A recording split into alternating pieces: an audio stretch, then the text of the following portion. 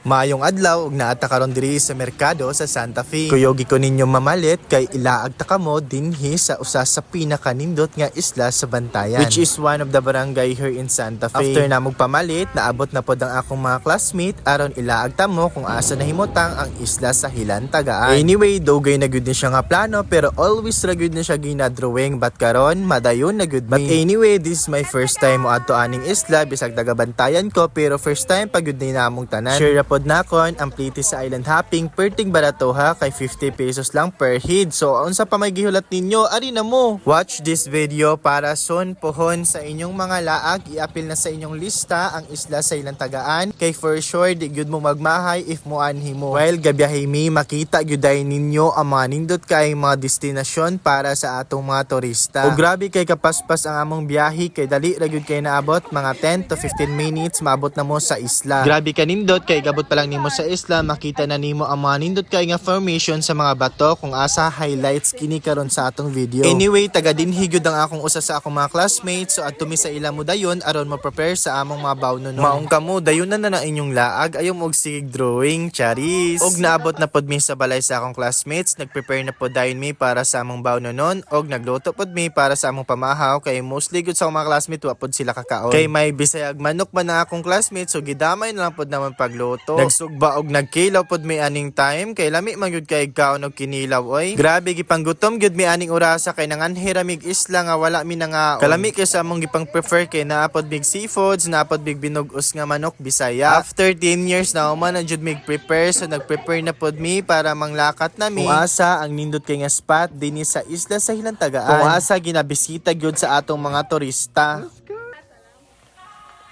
Sir Kevin nga video ba?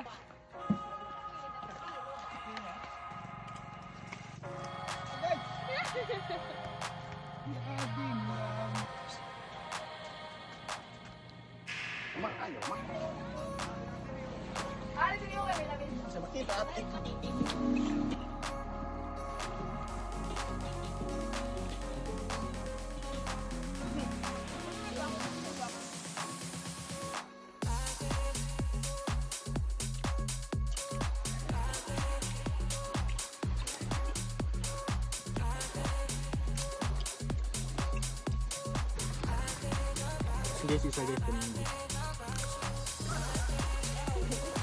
Balik ka na ba? Bubulot siya yun.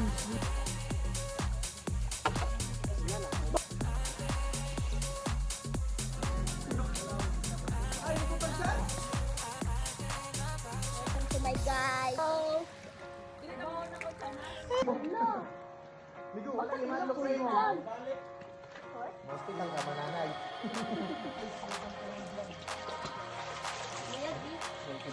Parang nasa ano kayo guys, nasa Palawan Coron kayo guys. Coron Palawan.